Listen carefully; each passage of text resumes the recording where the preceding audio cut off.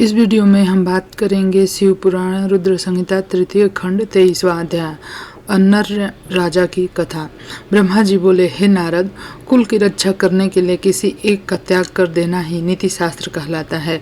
जिस प्रकार राजा अन्नर ने अपने राजपाट संपत्ति और अपने परिवार की रक्षा के लिए अपनी पुत्री का विवाह एक ब्राह्मण से कर दिया था, इसी प्रकार लोक कल्याण के लिए आपको भी स्वीकृति दे ही देनी चाहिए।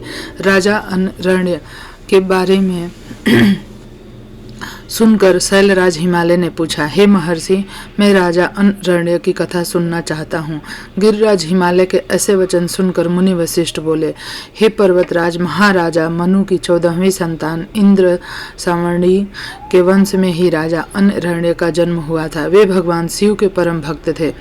7 द्वीपों पर उनका राज्य था। राजा अन्नरण्य ने भृगु मुनि को अपना आचार्य बनाकर 100 यज्ञ पूर्ण कराए थे। राजा अन्नरण्य की 5 रानियां, 100 पुत्र व एक साक्षात लक्ष्मी स्वरूपा परम सुंदरी कन्या थी, जिसका नाम पद्मा था। पद्मा एकलौती पुत्री होने के कारण बहुत लाडली थी। राजा अन्नरण्य और उनकी 5 रानियां पद्मा को बहुत प्यार करते थे। राजा बहुत ही सरल, न्यायप्रिय व उदार थे। देवताओं द्वारा स्वर्ग का सिंहासन दिए जाने पर उन्होंने उसे ग्रहण करने से इनकार कर दिया था। जब राजा अन्नरण्य की प्रिय पुत्री पद्मा विवाह के योग्य हुई तो राजा अन्नरण्य को उसके विवाह की चिंता सताने लगी। पद्मा के लिए योग्य वर को की खोज शुरू हो गई। चारों दिशाओं में सुयोग्य वर की तलाश की जा रही थी। अनेकों राजाओं को पत्र लिखे गए। एक दिन संयोगवश देवी पद्मा वन में विहार के लिए अपनी सखियों के साथ गई हुई थी। वहां तपस्या करके लौट रहे ऋषि पिप्लाद की दृष्टि पद्मा नाम की एक सुंदरी पर पड़ गई।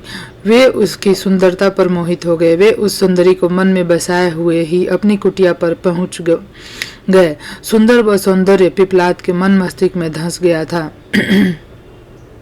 सुंदरी का सौंदर्य। एक दिन ऋषि पिप्लाद पुष्पभद्रा नामक नदी में स्नान करने गए। संयोगवश राजा अन्नरण्य की परम सुंदरी पुत्री पद्मा भी वहां उपस्थित थी। उसे पुनः देखकर ऋषि पिप्लाद के मन में इच्छा पूरी हो गई। उन्होंने पद्मा की सखियों और सैनिकों से उसका परिचय प्राप्त कर लिया। वहीं कुछ मनुष्यों ने ऋषि की हंसी उड़ाते हुए कहा, ऋषि जी, आपका मन देवी पद्मा पर मुग्ध हो गया है, तो आप महाराज से उन्हें मांगकर क्यों नहीं लेते। इस प्रकार के वचन सुनकर पिप्लाद लज्जित हुए तो हुए, परंतु उनके दिल में सुंदरी पद्मा को पाने की इच्छा कम न होकर और बलवती हो गई। स्नान, नित्य कर्म, शिव पूजन आदि से निवृत्त होकर मुनि पिप्लाद राजा अन्नरण्य की सभा में चले गए। अपने दरबार में मुनि को पधारा देखकर राजा अन्नरण्य ने चरण छूकर उनका अभिवादन किया। विधिवत पूजन करने के पश्चात उन्हें आसन पर बैठाया।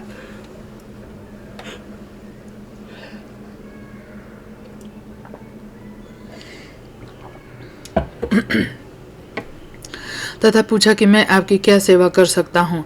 इस पर ऋषि पिप्लाद बोले, राजा, आप अपनी कन्या पद्मा को मुझे सौंप दीजिए। यह सुनकर राजा चुप हो गए। इस पर पिप्लाद मुनि कहने लगे कि राजा, यदि शीघ्र ही तुमने अपनी कन्या को मुझे नहीं सौंपा तो मैं क्षण भर में ही तुम्हें और तुम्हारे कुल को भस्म कर दूंगा। यह बात सुनकर राजा, उनकी रानियां, नौकर, चाकर, दासियां सभी रोने लगे। राजा अन्नरण्य यह सोचकर अत्यंत व्याकुल हो उठे कि कैसे वे अपनी फूलों से भी कोमल पुत्री का हाथ एक बूढ़े ऋषि को दे दें। राजा इस चिंता में डूबे हुए थे कि वे क्या करें। तभी वहां उनके पुरोहित और राजगुरु आ पहुंचे। राजा ने सारा वृतांत उन्हें सुनाया। इस पर राजगुरु बोले कि राजन, आपको अपनी कन्या के विवाह किसी से तो करना ही है, तो क्यों न उसका विवाह ऋषि पिप्लाद से ही कर दिया जाए। इससे आपके कुल की रक्षा हो जाएगी। यह ब्राह्मण इस कुल का विनाश कर दे, इससे तो अच्छा है कि पद्मा का विवाह इन्हीं से हो जाए। इस प्रकार अपने पुरोहित और राजगुरु के वचन सुनकर राजा अन्नरण्य ने अपने कुल की रक्षा के लिए अपनी कन्या को वस्त्र आभूषणों से अलंकृत करा उसे ऋषि पिप्लाद को अर्पित कर दिया। तत्पश्चात देवी पद्मा और ऋषि पिप्लाद का वैदिक रीति से परिणयोत्सव संपन्न हुआ। राजा ने प्रसन्नतापूर्वक अपनी पुत्री को विदा कर दिया।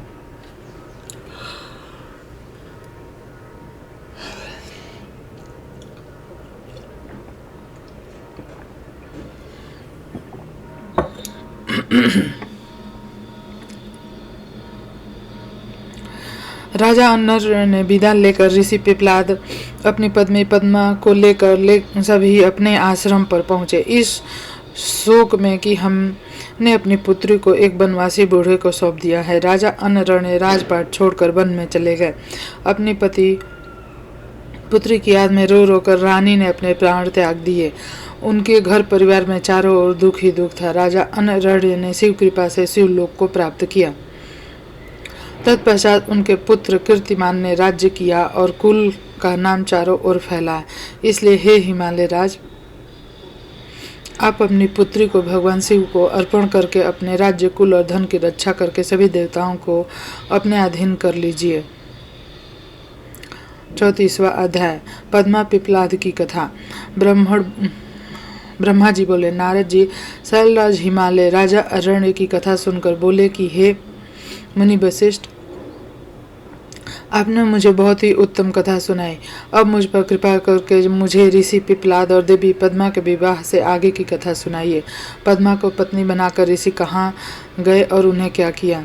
शैलराज हिमालय के इस प्रकार कहे प्रश्नों को सुनकर मुनि वशिष्ठ बोले, पर्वतराज ऋषि पिपलाद अत्यंत वृद्ध थे। उनकी कमर झुकी हुई थी तथा वे कांप कांप कर आगे चल पाते थे। इस प्रकार बूढ़े ऋषि की पत्नी बनकर देवी पद्मा उनके साथ उनकी कुटी में आ गई। पद्मा रूपवती होने के साथ साथ गुणवती भी थी। वह साक्षात लक्ष्मी का रूप थी। अपने पति को वह साक्षात विष्णु समझकर उनकी सेवा करती थी। एक दिन की बात है, देवी पद्मा स्वर्णदा नदी नामक नदी में स्नान करने गई। तभी धर्मराज वहां आ पहुंचे और उनके मन में पद्मा की परीक्षा लेने की बात आई। धर्मराज ने राजसी वस्त्रों आभूषणों को धारण किया और रथ में बैठ गए। रथ में बैठे वे साक्षात कामदेव प्रतीत हो रहे थे। देवी पद्मा को मार्ग में ही रोककर उन्होंने कहा, देवी, आप तो परम सुंदरी हैं। आपकी सुंदरता को देखकर तो चाँद भी शर्मा जाए।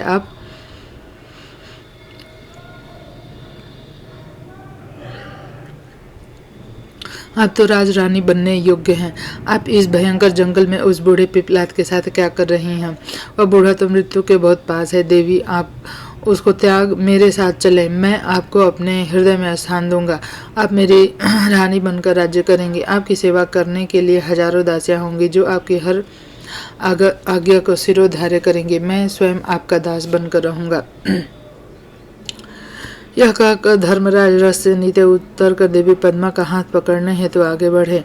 यह देखकर पद्मा क्रोधित हो गई और पीछे हटकर जोर से बोली, अरे मूर्ख, अज्ञानी, अधर्मी, पापी, दूर हट जा। यदि तूने मुझे स्पर्श भी किया तो तू नष्ट हो जाएगा। तू काम में अंधा होकर मेरे पवित्र धर्म को भ्रष्ट करना चाहता है। तू क्या सोचता है? तेरा यह राजसी रूप और धन देखकर मैं अपने परम पूज्य महातेजस्वी ऋषि पिपलाद को त्याग दूंगी? नहीं, कदापि नहीं। याद रख, यदि तू मुझे बुरी नजर से देखेगा तो भस्म हो जाएगा। देवी पद्मा के शाप को सुनकर धर्मराज भयभीत हो गए। उन्होंने तुरंत राजा का वेश त्याग दिया और अपने असली रूप में आकर बोले, माता, मैं धर्म हूँ, मैं ज्ञानियों का गुरु हूँ और हर स्त्री को सदैव अपनी माता मानता हूँ। मैंने यह सब आपकी परीक्षा लेने के लिए ही किया है। मेरा जन्म ही इसलिए हुआ कि मैं धर्मात्मा मनुष्यों की धर्म संबंधी परीक्षा लेकर उन्हें धर्म में दृढ़ करूँ। परंतु देवी, अब आपने मुझे शाप दे दिया है, अब मेरा क्या होगा? यह कहकर धर्मराज चुपचाप खड़े हो गए। तब देवी पद्मा ने कहा, हे धर्मराज, आप तो इस संसार में सभी जीवों के कर्मों के साक्षी हैं। फिर मेरी परीक्षा लेने के लिए आपको यह सब ढोंग करने की क्या आवश्यकता थी? अब तो शब्द मेरे मुंह से निकल चुके हैं। जिस प्रकार कामान से तीर कमान में वापस नहीं आ सकता, उसी प्रकार मेरा शाप मिथ्या नहीं हो सकता।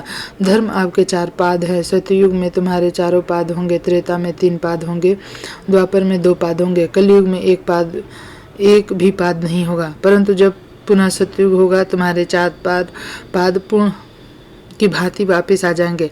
पद्मा के वचनों को सुनकर धर्मराज प्रसन्न हो गए। कहने लगे, देवी, आप धन्य हैं, आप अति पवित्र हैं। आप का अपने पति से अटूट प्रेम है। आप सदा ही उनके चरणों से प्रेम करोगी। मैं आपके प्रतिबद्ध धर्म से प्रसन्न होकर आपको वरदान देता हूँ कि आपके पति जवान हो जाए और उनकी जवानी स्थिर रहे, वे कर्मकांड के समान दीर्घायु हों, वे मार्कंडे के समान दीर्घायु हों, कुबेर के समान धनवान, इंद्र के समान सुंदर एवं वैभव संपन्न हो। देवी, आपको शीघ्र ही 10 पुत्रों की प्राप्ति होगी जो कि गुणवान व दीर्घायु होंगे। यह कहकर धर्म अंतर ध्यान हो गए और देवी पद्मा अपने घर वापस आ गई। उसने घर पहुंचकर देखा तो उसके पति धर्म के वरदान के अनुसार जवान हो गए थे। उनके घर में सुख विलास की सभी वस्तुएं उपलब्ध थी। इस प्रकार पिपलाद और पद्मा सुखपूर्वक जीवन व्यतीत करने लगे। कुछ समय पश्चात देवी पद्मा को 10 पुत्रों की प्राप्ति हुई, जिन्हें पाकर दंपति का जीवन खुशियों से भर गया। 35वां अध्याय, हिमालय का शिव जी के साथ पार्वती के विवाह का निश्चय करना। इस विषय पर चर्चा हम अगले वीडियो में करेंगे। यह वीडियो आपको कैसा लगा? वीडियो को सब्सक्राइब करें, चैनल को सब्सक्राइब करें, वीडियो को लाइक करें और शेयर करें। धन्यवाद।